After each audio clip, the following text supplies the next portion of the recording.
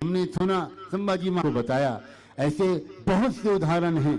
अगर सही हिस्ट्री हमारे सामने आएगी तो हमें पता चलेगा कि हम सब एक हैं और हम सब मजलूम हैं और हमारे साथ ये कोई और है जो ये खिलवाड़ कर रहा है, हमें गलतफहमियों में फंसाकर, हमें झूठा इतिहास पढ़ाकर, एक दूसरे से लड़ाकर वो बज़ाहिर निशाना तो चलाता है मुसलमानों पर, लेकिन सिर्फ मुसलमान निशाना नहीं होते।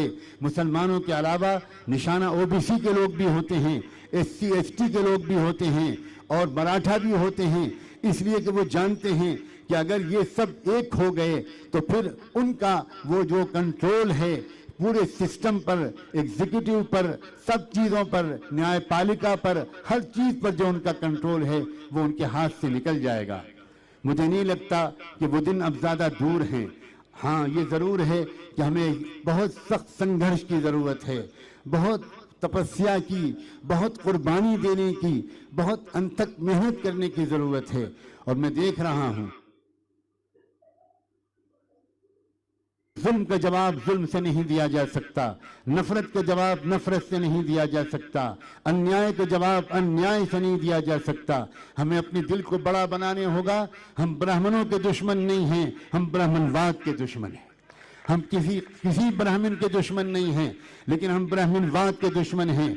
अगर वो ब्राह्मणवाद का प्रचार कोई मुसलमान भी करता है और कोई मुसलमान भी उसका आलेकार बनता है तो हम उसका भी विरोध करेंगे। अगर उस ब्राह्मणवाद का शिकार, उसका विचार, उसका प्रचार अगर कोई ओबीसी का भाई भी करता है तो हम उसका भी विरोध करेंगे। अगर कोई मराठा करता है तो हम उसका भी विरोध करेंगे। मसला इंसानों का नहीं है, मसला गलत विचारधारा का है। अगर सही जज्बे के साथ ये काम चलता रहा, हमारी अपनी नज़र भी इसको न लगी, किसी और की नज़र भी इसको न लगी, तो मैं वो दिन बहुत ज़्यादा दूर नहीं देख रहा जब व्यवस्था परिवर्तन होगा। भारत मुक्ति मोर्चा सरकार और समाज में परिवर्तन लाने के लिए आपस में एक दूसरे से मिलना जुलना बढ़ाना पड़ेगा। मैं इस मंच से बैठकर आपसे निवेदन करना चाहता हूं, मुसलमानों से भी कहना चाहता हूं, मराठा भाइयों और बहनों से भी कहना चाहता हूं और ओबीसी के समाज के भाइयों और बहनों से भी कहना चाहता हूं, आप आपस में एक दूसरे से खूब मिलिए, एक दूसरे के घर जाइए, एक दूसरे की मुसीबत में काम आइए, एक दूसरे की खुशी में शरीक होइए। आप सब एक दूसरे को ये यकीन दिलाइए कि हम सब एक हैं और हम इस देश को बचा कर रहेंगे। ये देश महान देश है। मुसलमानों का ये पुख्ता अकीदा है, ये मजहबी अकीदा है कि खुदा ने जब पहला इंसान जन्नत से निकालकर, स्वर्ग से उतार कर जमीन पर भेजने का फैसला किया तो उसने वो पहला इंसान अरब में नहीं भेजा था, उसने पहला इंसान भारत में भेजा था। भारत मुसलमानों के लिए इतना पवित्र मजहबी अहमियत रखता है, इस बात को लोग नहीं जानते। कुरान मजीद की तफसीर जो भाष्य लिखे गए हैं उसमें आज से 800 साल पहले अरब के उलमा ने इस बात को कन्फर्म किया था कि पहला इंसान भारत में आया था। इसलिए भारत से मुसलमानों का एक खाली मूल निवासी होने का रिश्ता नहीं है, भारत से मुसलमानों का एक रिश्ता ये भी है कि उनको पक्का यकीन है स्वर्ग के बाद मालिक ने पहले इंसान को भेजना जिस देश में मुनासिब समझा वो भारत था। मुसलमानों, तुमको मैं याद दिलाना चाहता हूँ, तुम इस देश की मोहब्बत को का इजहार करो, बताओ लोगों को कि तुम्हारे दिल में इस देश की कितनी मोहब्बत है। और ये तब होगा जब आपस में मिलना जुलना बढ़ाओगे। मैं अपने ओबीसी के भाइयों और मराठा के भाइयों और बहनों से भी ये बात साफ शब्दों में कहना चाहता हूँ, मीडिया के झूठ को मत कबूल कीजिए।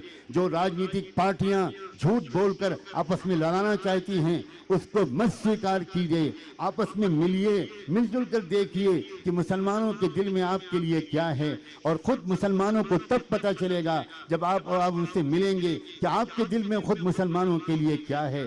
तो वो शख्स थे कि जिन्होंने कुरान का मराठी जबान में पहली मर्तबा अनुवाद करने के लिए उस जमाने में 25,000 रुपए का दान दिया था।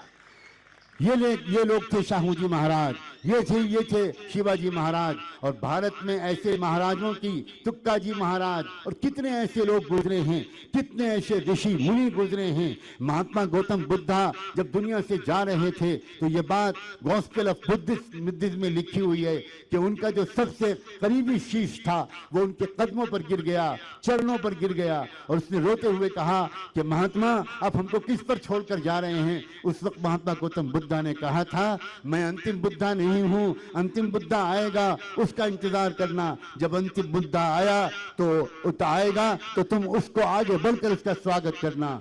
आज भारत में जो 20-25 करोड़ मुसलमान हैं, ये 99% मूल निवासी हैं। इनके जो पूर्वज थे वो सब बुद्धिस्ट थे। और उन्होंने क्यों इस्लाम स्वीकार किया? इसलिए स्वीकार किया कि महात्मा गौतम बुद्धा उनको ये नसीहत करके गए थे। मैं उम्मीद करता हूं